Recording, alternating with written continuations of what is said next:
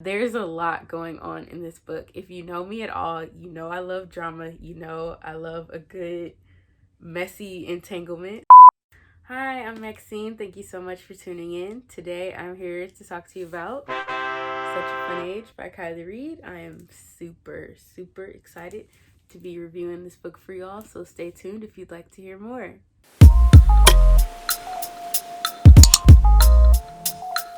So I think I first saw this book at Target. I was walking around and I read the title, and for some reason it just sounded interesting. Such a Fun Age. And it also sounded kind of sarcastic. So I was thinking about that book when I saw it. I didn't buy it that day, but I kept seeing it more and more, and I saw that it was on Reese Witherspoon's book club list as well. So I finally was able to reserve a copy from the library and discuss this book with you. Before I get into this review, I want to give a little background on the author. So this book was written by Kylie Reed. She's a recent graduate of the Iowa Writers Workshop, where she was the recipient of the Truman Capote Fellowship. She currently lives in Philadelphia. This is her debut novel. I think she's done a great job, and I'm really excited to see what she comes out with next.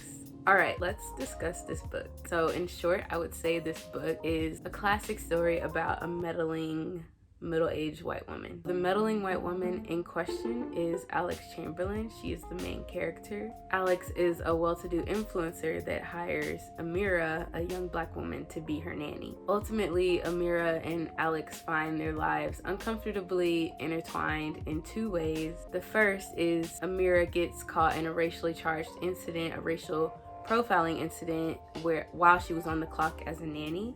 The second is that, spoiler alert, Amira ends up dating Alex's toxic ex-boyfriend from high school. Mind you, Alex is like in her 40s at this point, or maybe late 30s, mid 30s, and Amira is like 24 or 23. So with all that being said, there's a lot going on in this book. But if you know me at all, you know I love drama, so you already know I love this book. I want to start with Amira though, because I really related to this character, and I feel like her internal conflict was a really important theme and message throughout this book. So Amira is a recent college graduate. She's trying to figure out her life in Philadelphia, recently graduated from Temple University, and she's just kind of lost. She hasn't found her true calling, and she really doesn't feel the need to achieve like super high levels of success, though she's in a friend group where all of her girls are like boss women. So she really feels like she can't admit that she just wants to be mediocre. She's fine with how her life is going. She's fine with being a full-time nanny. It's the exterior influences that are pushing her to do more or do her best, or you can do more than this. In modern society, I think we romanticize work in a sometimes unhealthy manner. Like, it's fine if you love your job, but it's also fine if you don't. It's fine to accept that your job is a means to pay for your living and you love that about your job, but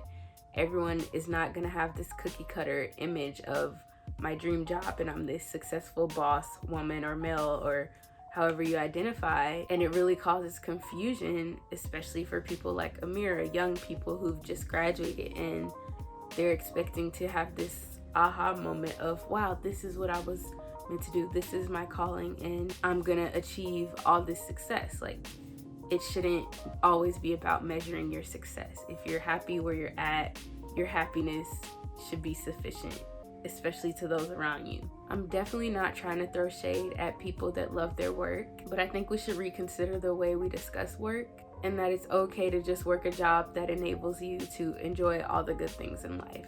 Our dreams should not be rooted in work. That's crazy capitalist brainwashing. Like, I really hate when people ask, what's your dream job? Like, my dream is to not work. What? But I digress. So speaking of Amira, I have to talk about the N-word in this book. And yes, that N-word. So like I already said, Amira ends up dating Alex's toxic ex-boyfriend from high school. This man is white. Amira is black. Her boyfriend's name is Kelly, and I feel like he's one of those white progressives who really prides himself in being woke, dating outside of his race, and just like his hyper awareness of the Black or the non-white experience. He's aware of his privilege, but he still fumbles and doesn't realize he's fumbling, and no one calls him out on it because he's such an ally. So in the book, Kelly is telling Amira this story about an experience where when he was young, his little brother asked his parents why someone called the Moesha show N-word-ish. Yeah. And he said N-word with the hard R. Like, he said it to her as he was telling the story. This was obviously a huge cringe moment. Non-Black people should never say the N-word. I don't care if you're telling a story. I don't care if you're quoting a song. You should never say it. N-word is sufficient. I'm not even saying the N-word in this freaking video. Like, it's so easy. But I'm glad she included it because it personifies Kelly in this perfect way. He's literally that liberal white man telling this story where he thought he would get a pat on the back, and Amira had this knee-jerk reaction to it. Like, did this man really just say what I think he said, and I'm trying to sleep with him? And Amira's reaction, she didn't even call him out on it. And I don't know, I'm not gonna judge her. I'm sure we've all been in situations where we didn't react exactly the way we think we would in our head. Like, if I'm picturing Kelly as some fine, smooth, suave dude, and I'm just trying to hook up with him later that night, maybe, I don't know how I would react. I don't know. So, Amira, I'm gonna let you rock, but Kelly, you're a problem. Speaking of race, let's talk about the racially charged incident that Amira gets caught up in. She takes the girl to the grocery store. People are staring. They're like, why is this Black girl dressed like she just left the club watching a little white girl? And this man approaches her, then the security guard approaches her because a white woman called it to the security's attention, and they're just like, oh my God, what are you doing? Should you be here? Do you even live here? Very much one of those situations, if you know what I mean. So Kelly, at the time, she doesn't know Kelly. Kelly starts recording this because he's clear that this is a racially charged incident and they should not be treating her the way she is. Luckily, the situation gets resolved after Amira calls Briar's father, and he's able to absolve the situation as a white man. But yeah, I think the inclusion of this was really important because it's so common nowadays for these racist incidents to get recorded, and this book does a great job of covering all the parties involved's opinions. And luckily in this situation, no one died. They were able to walk away from it, obviously mentally hurt, mentally traumatized, but no one died, and it was still full of all these feelings. There was the white guilt of Alex and the father, and there's Amira, who as a Black woman, she's like, should I feel some type of way? And then the next day she does feel some type of way. She still decides to work with them. And then the white people are thinking, do we need to compensate her for what happened? Is this our fault? It's just a lot. Alex and her husband are also examples of white progressives, or like, I wouldn't say they were liberal per se, but definitely progressive to where they would say they're not racist. But Alex has certain opinions throughout the book where it's like, girl, you're racist. Like, white supremacy affects us all. You might not be aware of it, but you need to address that instead of saying, I'm not racist because I have all these Black friends and because I've lived in New York City and I'm a woman of the world. Like, that's not how that works.